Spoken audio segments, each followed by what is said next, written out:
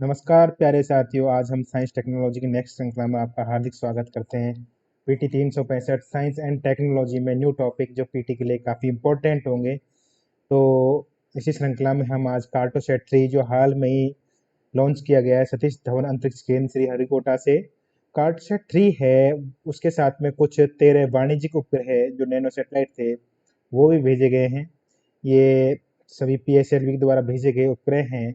तो कार्टोसैट के 3 के साथ में 3 वाणिज्यिक उपग्रह का मतलब ये है कि कुछ अन्य देशों के उपग्रह भी हैं जो इसके साथ में भेजे गए हैं।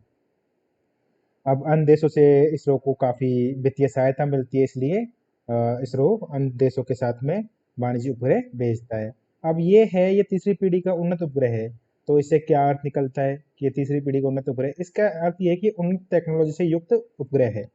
अब इसमें क्या है कि जो कार्टोसैट 3 है उसमें हाई रिजोल्यूशन जो इमेजिंग क्षमता है, यानी कि जो पृथ्वी है, यानी कि ऊपर से जो उपग्रह है वो पृथ्वी की हाई रिजोल्यूशन इमेजिंग क्षमता, यानी कि इमेजिंग जो है या फिर उसकी पिक्चर है लेने में सक्षम है, यानी कि काफ़ी अच्छी बखूबी तरीके से देखने लायक पिक्चर जिसको काफ़ी हाई रिजोल्यूशन स्पीड से देखा जा सकेगा, यानी काफ़ी अच्छे तरीके से देखा जा सकेगा।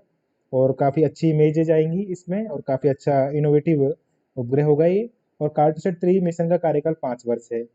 और अगले वर्ष इसी प्रकार के निर्मित कार्टोसैट 3A 3B ऐसे उपग्रह है वो भी प्रक्षेपित किए जाएंगे, यानी आगे की रणनीति है कि कार्टोसैट 3A और 3B भी भेजे जाएंगे जो भी यही कार्य करेंगे। उनमें भी कुछ रिजोल्यूशन जो इमेजिंग क्षमता है, जो एबिलिटी है वो काफ़ी ज़्यादा बढ़ा दी जाएंगी। साथ में क्या है कि ये कक्षीय स्थिति, यानी कि 509 किलोमीटर ऊंचाई पर स्थित सूर्य तुल्यकालिक ध्रुवीय कक्षा है, यानी कि सन सिंक्रोनियस पोलर ऑर्बिट, यानी कि ये सूर्य तुल्यकालिक ध्रुवीय कक्षा होती है जिसमें कम वजनी और उपग्रह है, जो संचार उपग्रह है या फिर कम वजनी उपग्रह है जो इमेजिंग सेटेलाइट वगैरह जैसे कार्टोसैट वगैरह देख रहे हो आप, ये 509 किलोमीटर के ऊंचाई पर भेजे जा रहे उपग्रह हैं।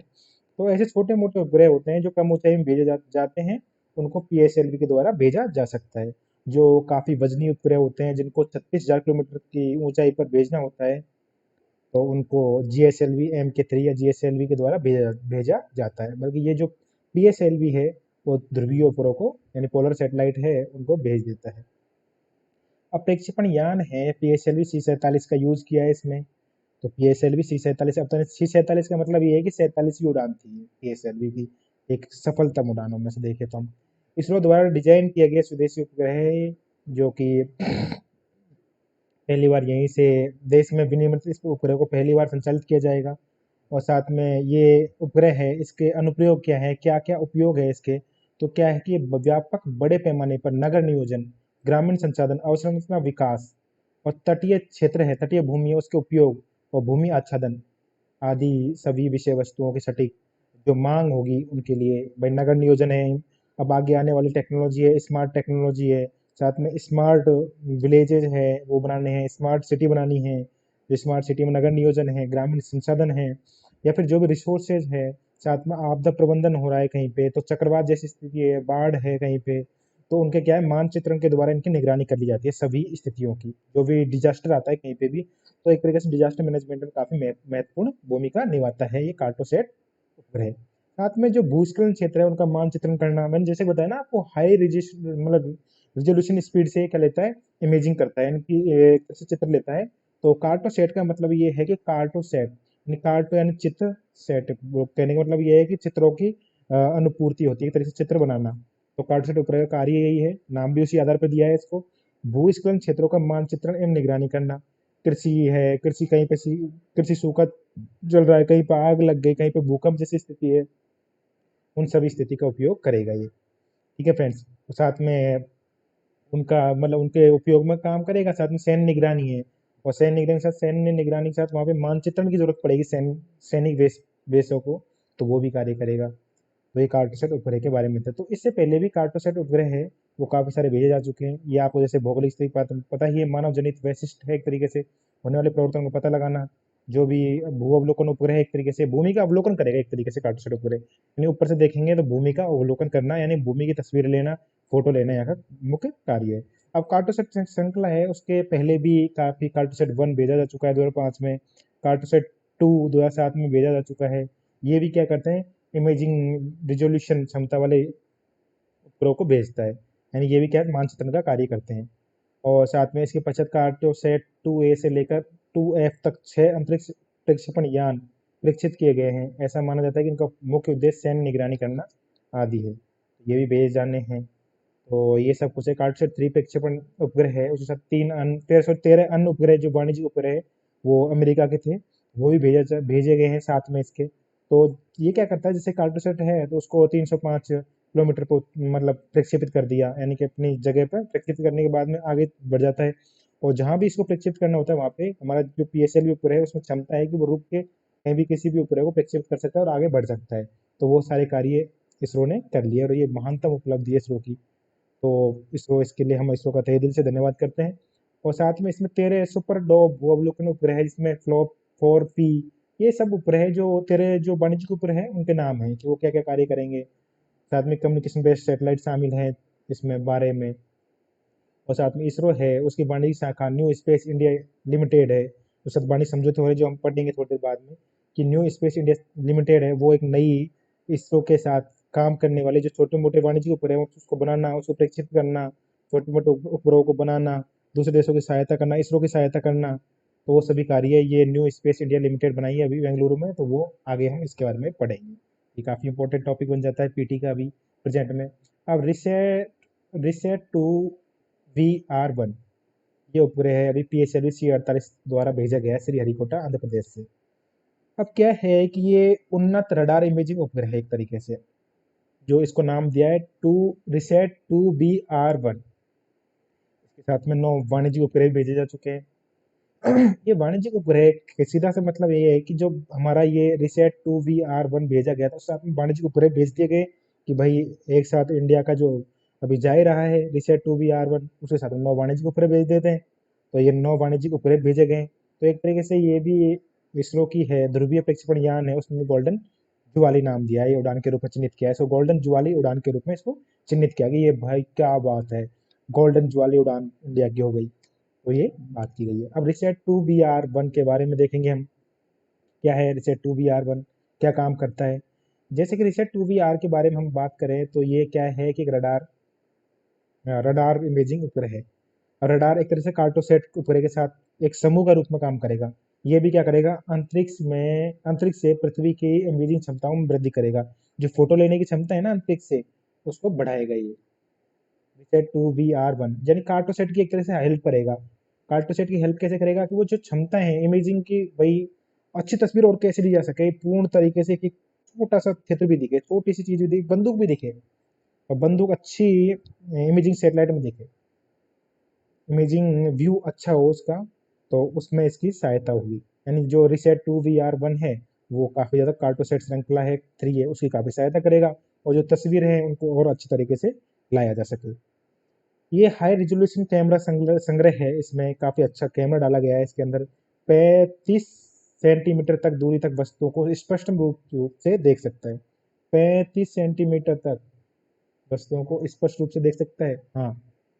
और साथ में एक समय में 5 से 10 किलोमीटर तक के क्षेत्र को देख सकता है। देखने में इतना क्षेत्र कवर कर रहा है, इसको देखने के लिए जो इमेजिंग सेटेलाइट लगे हैं इसके अंदर, जो इमेजिंग क्षमता है इसकी, वो 5 से 10 किलोमीटर क्षेत्र को कवर कर सकता है देखने के लिए, इमेज लेने के लिए, ठीक है। तो एक तरह से रिसेट उपग्रह है वो सिंथेटिक एपर्चर रडार है। वो साथ में रात्रि में मेघों की उपस्थिति पृथ्वी का चित्रण करना, ये सभी कार्य कर सकता है। जैसे कि आप देख पा रहे होंगे इसमें कि साथ में ये रात्रि में मेघों की उपस्थिति पृथ्वी का चित्रण करना, ये सभी सक्षम है। अब क्या है इसका उपयोग क्या है, ये भी हमें देखना जरूरी है, क्योंकि यह उपग्रह कृषि, खनन, वानिकी, तटीय प्रबंधन, मृदा निगरानी, आपदा प्रबंधन, डिजास्टर मैनेजमेंट, यानी कि जो भी उपग्रह है, या मान लो आपको कुछ किसी उपग्रह चित्र का काम कर दिया जाए तो वो क्या करेगा, वो कृषि कृषि में भाई देखेगा भाई कैसी कितनी हो रही है नहीं हो रही है, खनन जैसे देखेगा आ रही है कि भाई कहीं खनन हो रहा है कि नहीं हो रहा, बजरी खनन हो रहा है कि नहीं हो रहा। साथ में वानिकी खनन देखेगा, तटीय प्रबंधन देखेगा, मृदा निगरानी भी देखेगा वो। साथ में आपदा प्रबंधन करेगा, यानी डिजास्टर मैनेजमेंट किसी भी चीज़ के लिए काफ़ी जरूरी है। मान लो कहीं भी चक्रवात आ गया या कोई आपदा आ गई, तो वहाँ का क्या करेगा वो, आपदा प्रबंधन करने के लिए वहाँ की तस्वीरें देगा और जिससे हम कार्य कर सकें। और अंतर्राष्ट्रीय सीमा की अनवरत निगरानी करेगा। तो ये सभी कार्य इसके मुख्य है। और मिशन की अवधि 5 वर्ष है जो हमने पढ़ा है इसको। साथ में जो रिसेट श्रृंखला है उसके 2 उपग्रहों को प्रक्षेपित किया, रिसेट 1 जो कि 2012 में भेज दिया गया रिसेट टू, जिसका प्रक्षेपण इसराइल के सहयोग से 2019 में किया गया था। अभी रिसेट जो भेजा गया था, रिसेट टू VR1, वो तीसरा उपग्रह है रिसेट वाला। ये एक तरह से रिसोर्स सेट उपग्रह होगा, इसका नाम ऐसे समझिए आप। और न्यू स्पेस इंडिया, अभी जैसे कि मैंने आपको बताया कि कुछ टाइम पहले ही आया था न्यू स्पेस इंडिया। क्या है कि अभी हाल में अंतरिक्ष अनुसंधान संगठन इसरो हमारा जो है, उसने बेंगलुरु में क्या एक वाणिज्यिक शाखा बनाई है। एक तरह से जैसे कि आपने एंट्रैक्स का नाम सुना हो, उसी प्रकार से एक वाणिज्यिक शाखा बनाई जो न्यू स्पेस इंडिया लिमिटेड नाम दिया है इसका। उद्घाटन किया है। क्यों किया है इसका उद्घाटन? 100 करोड़ रुपए लगाए हैं इसके लिए। क्यों लगाए? इसका लगाए इसलिए लगाए कि इसको जो इसरो है उसके कार्यों का अनुसंधान, यानी जो इसरो के का एक तरह से हाथ बटाएगा। ये क्या करेगा? अनुसंधान करने का काम करेगा। जो इसरो विकास गतिविधियां कर रहा है उनमें अनुसंधान करेगा, उनमें व्यवसायिक उपयोग को बढ़ावा देगा। साथ में जो छोटे मोटे उपग्रह होते हैं, जैसे कि मान लो जियो है, वो अपना कुछ उपग्रह भेजना चाहेगा तो उनकी सहायता करेगा। साथ में किसी अन्य देश के द्वारा कोई उपग्रह भेजा जाएगा, तो फेसबुक द्वारा कोई उपग्रह भेजा जा रहा है, गूगल द्वारा कोई उपग्रह भेजा जा रहा है, तो उनके व्यवसाय उपग्रह को ये एक तरीके से उनके उपग्रह बनाएगा और उनके लिए जो छोटे मोटे उपग्रह हैं उनको भेजने में काफ़ी कार्य करेगा। तो एक तरीके से हमारी ये एक अलग से एजेंसी बनाई है इसरो के साथ में काम करने वाली, जो इसरो जैसा कार्य करेगी पर छोटे मोटे उपग्रह को भेजने का कार्य करेगी। NSI यानी एक तरह से इसरो का काम कम करने का काम किया है कि इसरो बड़े बड़े कार्य कर सके, छोटे मोटे उपग्रह है वो ये हमारा न्यू स्पेस इंडिया लिमिटेड संभाल ले। अब NSIL के मुख्य उद्देश्य क्या है? न्यू स्पेस इंडिया लिमिटेड के मुख्य उद्देश्य है उद्योग जगत में अंतरिक्ष संबंधी गतिविधियां और उनके लिए कार्य करना, साथ में भारतीय अंतरिक्ष कार्यक्रमों, उद्योग जगत के कार्यक्रमों, उनके सभी को कार्यों में भागीदारी करना और अंतरिक्ष संबंधी प्रौद्योगिकी में निजी उद्यमिता को बढ़ावा देना। निजी उद्यमिता एक तरीके से, जैसे कि आप चाहते हैं कि मैं कोई उपग्रह बनाऊं, या फिर आप चाहते हैं कि मैं कोई सैटेलाइट बनाऊं, आप चाहते हैं कि मैं कोई जैसे कि PSLV है ऐसा उपग्रह बनाकर न्यू स्पेस इंडिया को दूं, तो निजी सहभागिता भी इसमें कर सकते हैं आप। तो वो भी एक तरह से उद्यमिता को बढ़ावा देना है, स्टार्टअप्स या उद्यमिता को बढ़ावा देना है इसमें। अब क्या है कि प्रौद्योगिकी हस्तांतरण तंत्रों के माध्यम से जो लघु उपग्रह प्रक्षेपण यान है SSLV, जो छोटे मोटे उद्योगों को भेज सकते हैं अंतरिक्ष में, कोई ध्रुवीय उपग्रह प्रक्षेपण यान PSLV है, उनका निर्माण करना और उनका उत्पादन करना, ये इसका मुख्य उद्देश्य रहेगा। साथ में उभरते हुए वैश्विक वाणिज्यिक, यानी कि SSLV है, मैंने जैसे आपको बताया था SSLV लघु उपग्रह प्रक्षेपण यान है। उनकी बाजार मांग है, क्योंकि अभी प्रोजेक्ट में देख रहे हैं कि छोटे मोटे उपग्रह भेज रहे हैं, तो बाजार मांग होनी है लघु उपग्रह प्रक्षेपण यानों की। तो क्या उसकी ये पूर्ति करेगा, जो भी मांग होगी उसकी पूर्ति ताकि वो भेज सके। अब जैसे कि आप अन्य चीज दे सकते हो कि इंडिया की एंट्रिक्स है, वो भी इसरो की एक वाणिज्यिक विपणन शाखा है। इसका मुख्यालय बेंगलोर में है। भारतीय अंतरिक्ष कार्यक्रम की मदद करना इसका मुख्य उद्देश्य था। यानी कि जो वस्तु है, उत्पादन है, जैसे कि PSLV इनका उत्पादन करना, सेवाओं के दोहन प्रचार को बढ़ावा देना। 2008 में इस कंपनी को मणिरत्न मिला था। तो ऐसा है और भी है। अब इसरो के अन्य मिशन हैं, जैसे कि अब हम इसके बाद में जो नेक्स्ट स्लाइड होगी उसमें नासा के मिशन पढ़ेंगे, तो इसरो के मिशन पढ़ लेते हैं। जैसे कि आदित्य L1 मिशन है, ये सूर्य के प्रभाव मंडल, जिसको नाम दिया है कोरोना, जिसमें सर्वाधिक ताप होता है, उसका अध्ययन करेगा ये आदित्य L1 मिशन। ध्यान रखना है आपको, ये जो महत्वपूर्ण मिशन है जिसे वर्ष 2021 में प्रक्षेपित किए जाने की योजना है, इसको आदित्य L1 मिशन है जो भेजा जाएगा, जो सूर्य के प्रभाव मंडल जिसको नाम दिया है कोरोना, कोरोना सबसे ज्यादा तापमान वाला क्षेत्र है, उसका अध्ययन करेगा। साथ में यह पृथ्वी से लगभग 1.5 बिलियन किलोमीटर दूरी पर पृथ्वी लैग्रेंजियन पॉइंट L1 नाम दिया है इसको, जो चारों ओर प्रभामंडल का कक्षा में रखा जाएगा और कोरोना का अध्ययन करता रहेगा। कोरोना वो वाला कोरोना नहीं, ये सूर्य का कोरोना है, जिसको सर्वाधिक तापमान वाला क्षेत्र होता है उसको नाम दिया है कोरोना। एक तरह से जहाँ पर झुलस जाते हैं, ऐसा ही कोरोना है आज। तो दोस्तों, कोरोना से अपने आप को संभालिए। वहीं यह सूर्य का अध्ययन करने हेतु इसरो का प्रथम वैज्ञानिक मिशन है। सूर्य का अध्ययन करने हेतु इसरो का प्रथम वैज्ञानिक मिशन है, समझ रहे हैं ना आप? सूर्य का जो अध्ययन करने के लिए इसरो का पहला मिशन है, ये जो सूर्य का अध्ययन करने के लिए भेज जाएगा, इसको अगले वर्ष प्रारंभ किए जाने की योजना है 2021 में।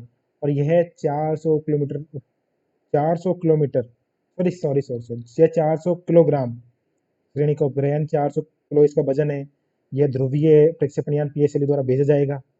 इसमें सूर्य के कोरोना का अध्ययन करना, सौर उत्सर्जन का अध्ययन करना और सौर पवनों का अध्ययन करना, कोरोना में मास जो इंजेक्शन है उसका अध्ययन करना।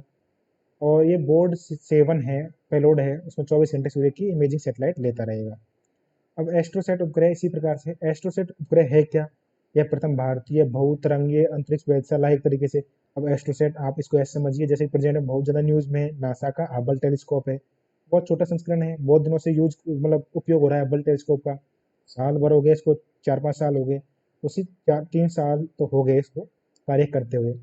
तो ऐसा ही हमारे भारत का है जो समकालीन बहुतरंग दैर्घ्य प्रक्षेपण या प्रक्षेपण करने में सक्षम है, विभिन्न प्रकार के खगोल पिंडों का अध्ययन करने में सक्षम है। तो इसमें निम्नलिखित 5 पेलोड लगे हुए हैं: ultra violet imaging telescope, large area X-ray proportional counter, soft X-ray telescope, cadmium zinc telluride imager, scanner sky monitor, SSM. ऐसे काफ़ी सारे इसमें पेलोड लगे हुए हैं जो कार्य करते हैं अलग अलग। अब क्या है GISAT? GISAT है क्या? जियो इमेजिंग सैटेलाइट। ये क्या है कि भारतीय उपमहाद्वीप है ना हमारा, उपमहाद्वीप ही है, क्योंकि महाद्वीप के पास में उपमहाद्वीप आपको इस तरह पता होगा, उसका सतत अवलोकन करना, भारतीय उपमहाद्वीप का सतत अवलोकन करना, जो प्राकृतिक खतरे हैं, चक्रवात है या फिर और काफ़ी सारे खतरे होते हैं, तो उन सभी का अध्ययन करना। और प्राकृतिक खतरा ये जो भी डिजास्टर होगा या उन आपदा है उनकी त्वरित रूप से निगरानी करेगा। जैसे कि आपने पता है आपको, काफ़ी सारी जो चक्रवात आते हैं तमिलनाडु के तट पर आते हैं, कभी कहाँ आते हैं, तो उन सभी चक्रवातों से क्या ये भारत की रक्षा करेगा। क्यों? क्योंकि वहाँ पर हमें क्या करा है, सुविधा प्रदान करना। साथ में भू अवलोकन एक ऊपर है एक तरीके से, यानी कि एक तरीके से ये भी क्या करेगा कि GISAT यानी कि तट पर जो भारतीय उपमहाद्वीप के तट पर कोई चक्रवात आएगा उससे पहले ही ये सूचना दे देगा ये चक्रवात आने वाला है। तो एक तरह से भू अवलोकन का काम करेगा ये उपग्रह। यह 36,000 किलोमीटर की भू स्थैतिक कक्षा में स्थापित किया गया है। तो आप जैसे समझ रहे हो, मैं बताइए आपको कि 36,000 किलोमीटर में भेजा है, तो वहां से एक तरह से संचार उपग्रह है, तो हमको बताएगा कि हाँ इस जगह पे ये आने वाला है। तो एक तरीके से ये भू अवलोकन अंतरिक्ष का एक यानों में से प्रथम स्थान होगा इसका, जो हमें भू अवलोकन कराकर अंतरिक्ष यानों में प्रथम स्थान दे सकता है। साथ में एक्सपोसैट। एक्सपोसैट क्या है? एक्स-रे पोलरी मीटर है एक तरीके से, जो सैटेलाइट है एक तरीके से। अब ये क्या है कि ध्रुवण के अध्ययन करने हेतु है, यानी पोलराइजेशन का अध्ययन करने के लिए एक समर्पित एक सक्षम अभियान है, एक मिशन है एक तरीके से। ये क्या करेगा? ये एक्सरे जैसे पोलर को ले जाएगा, अंतरिक्ष यान के पोलराइड मीटर वगैरह सेट है, उन सभी का क्या करेगा, एक्सरे लेगा और उनको पेलोड को ले जाएगा। और जो ध्रुवीय डिग्री कोण है उन डिग्री कोणों का अध्ययन करेगा, यानी कि एक तरह से 360 डिग्री कोण पर इसका अध्ययन करने का प्रमुख तो ये सक्षम होगा। तो ये कार्य है। साथ में इस उपग्रह की मिशन है, इसकी 5 वर्ष अवधि है, जिसका वजन 500 से 700 किलोग्राम है। और ये न्यूट्रॉन तारा है, सुपरनोवा है, या फिर सुपरनोवा जो विस्फोट हो रहे हैं, या फिर ब्लैक होल्स है, ये तारों का निर्माण है, तारों की प्रक्रिया, टूटने की प्रक्रिया है, निकटवर्ती क्षेत्र है, पल्सर है, कैसे ब्लैक होल का निर्माण होता है, इन सभी का अध्ययन करेगा ये निकटवर्ती क्षेत्रों में। तो ये इसका मुख्य उद्देश्य होगा। अन्य जो हमारे उपग्रह होंगे, शुक्रयान होगा, जो शुक्र की सतह के वायुमंडल का अध्ययन करने के लिए शुक्र हेतु प्रस्तावित एक ऑर्बिटर वेनसियन मिशन है। एक तरह से ऑर्बिटर भेजेंगे शुक्र की कक्षा में, तो वो क्या करेगा, वहाँ की तस्वीरें लेगा, वहाँ के वायुमंडल का अध्ययन करेगा। ठीक है। अब मंगलयान 2 है, ये भी मंगल ग्रह के लिए प्रक्षेपित एक भारत का दूसरा अंतरिक्ष गृह मिशन है। मैंने मंगलयान 1 आपको पढ़ा दिया है, तो वहाँ से आप देख सकते हैं। मंगलयान 2 है, वो भी मंगल की सतह का अध्ययन करेगा। शुक्रयान है। ऑर्बिटर एक अलग होता है, ऑर्बिटर जैसे कि मैंने बताया आपको, चंद्रयान मिशन आप मेरे पहले की वीडियो में पढ़ लेना। इसमें ऑर्बिटर जो चंद्रमा के चारों और 100 किलोमीटर की ऊंचाई पर चारों तरफ घूमता रहता है, वो तो ऑर्बिटर है। तो ओनली ऑर्बिटर ही भेजेगा शुक्रयान पर, उसके और कोई लैंडर मिशन नहीं होगा। लैंडर मिशन जैसे विक्रम था वैसा मिशन नहीं भेजेगा। अब निसार है, ये निसार क्या है, नासा प्लस इसरो का एक सिंथेटिक एपर्चर रडार मिशन है एक तरीके से, जो नासा इसरो की संयुक्त परियोजना है। Dual band radar imaging satellite होंगे इसके अंदर। LNS बैंड रडार मिशन होगा, जो यानी कि वहाँ पे तस्वीर लेगा, वहाँ पर दोहरी आवृत्ति से काम करेगा, साथ में मानचित्रण भी करेगा, सभी दिशाओं का अध्ययन करेगा। 2 दिशाएं हैं, उन प्रत्येक में 12 दिनों में पृथ्वी की मानचित्रण का कार्य करेगा। और संतुलित होकर हिम चादरों के पिघलने, भूकंप, सुनामी, ज्वालामुखी है, उन सभी का अध्ययन करेगा। यानी प्राकृतिक आपदाओं, स्थानीय आपदाएं हैं वहाँ की, तो उन सभी का अध्ययन करना, और साथ में सामयिक जटिल प्रक्रियाएं हैं उनका समाधान करना, ये सभी इसके कार्य होंगे। ऐसे ही यूनि स्पेस नैनो उपग्रह समुच्चय एवं प्रशिक्षण कार्यक्रम। अब ये यूनि स्पेस क्या है, इसरो ने एक नैनो सैटेलाइट उपग्रह विकास हेतु क्षमता निर्माण हेतु उन्नति नामक एक कार्यक्रम शुभारंभ किया है। अब उन्नति कार्यक्रम क्या करेगा, जो छोटे मोटे उपग्रह हैं, जो नैनो उपग्रह हैं, उन सभी का विकास करना और उस विकास निर्माण में क्षमता निर्माण करना इसका मुख्य कार्य होगा। अब उन्नत कार्यक्रम है, उसमें क्या है कि ये राष्ट्रीय सम्मेलन है, 50 वर्ष की वर्षगांठ हेतु इसे संस्मरण में एक तरीके से पहल है यूनिसेफ 50। तो ये क्या है कि बाह्य अंतरिक्ष अन्वेषण और शांतिपूर्ण उपयोग हेतु प्रथम संयुक्त राष्ट्र सम्मेलन है, इसकी 50वीं वर्षगांठ थी। तो यूनि स्पेस 50 स्पेस फंड तो ये पहल चलाई गई है। यह भागीदारी विकासशील देशों को नैनो उपग्रह समुच्चयन, समेकन और जांच कार्य क्षमता निर्माण करना आदि ये इसका प्रमुख कार्य होगा। अब एक तरीके से अंतरिक्ष प्रौद्योगिकी प्रकोष्ठ बनाने की बात हो रही है। अंतरिक्ष प्रौद्योगिकी प्रकोष्ठ एक तरह से इसरो का अंतरिक्ष प्रौद्योगिकी प्रकोष्ठ है। क्या अनुप्रयोग है इसके, क्या अनुसंधान होगी, क्या क्या गतिविधियां होंगी, किन किन गतिविधियों में इसका काम होगा, अब ये सभी हम इसका अध्ययन करेंगे। तो क्या है कि जो अंतरिक्ष प्रौद्योगिकी प्रकोष्ठ एसटीसी है, एसटीसी का कार्य होगा प्रौद्योगिकी संस्थान है, भारतीय प्रौद्योगिकी संस्थान है, आईआईटी है, उन सबके साथ मिलकर, जैसे बॉम्बे है, कानपुर है, खड़गपुर है, मद्रास है, भारतीय विज्ञान संस्थान है, जो भी आईआईटी है, उन सबके साथ मिलकर क्या करेगा, ये अनुसंधान करेगा, अनुसंधान जैसी गतिविधियों को बढ़ावा देगा, अनुप्रयोग करेगा वहां पर। अनुप्रयोग करके साथ में जो 5 अंतरिक्ष मतलब प्रकोष्ठ बनेगा एक तरीके से एसटीसी में, 5 अंतरिक्ष प्रकोष्ठ जो आईआईटी वाले होंगे उनके साथ में करेगा। सावित्रीबाई फुले पुणे विश्वविद्यालय है, उसके साथ अनुसंधान करेगा, कार्यक्रम को बढ़ावा देगा, उन कार्यक्रमों को आरंभ करेगा। आईआईटी दिल्ली है, इसरो के साथ मिलकर एसटीसी की स्थापना करेगा। अब इसरो है वो अंतरिक्ष विज्ञान, अंतरिक्ष प्रौद्योगिकी, अंतरिक्ष अनुप्रयोग उनको क्षेत्रों में बढ़ावा देना, साथ में आईआईटी के सहयोग करना, अत्याधुनिक प्रौद्योगिकी का विकास करना, और इसरो ऐसे चिन्हित परियोजना को वित्त पोषण करने में काफी ज्यादा काम करेगा। तो दोस्तों ये है, हम नेक्स्ट नासा के जो महत्वपूर्ण उपग्रह है उसका काफी अच्छी तरह से, बहुत अच्छे तरह से आपका अध्ययन कराएंगे। हम ये इसरो के उपग्रह रहेंगे। अब नेक्स्ट क्लास में आपको हम ये बताएंगे। दोस्तों लाइक जरूर कर लें, शेयर जरूर कर दें इसको, बस दोस्तों सब्सक्राइब जरूर करना है आपको। थैंक्स।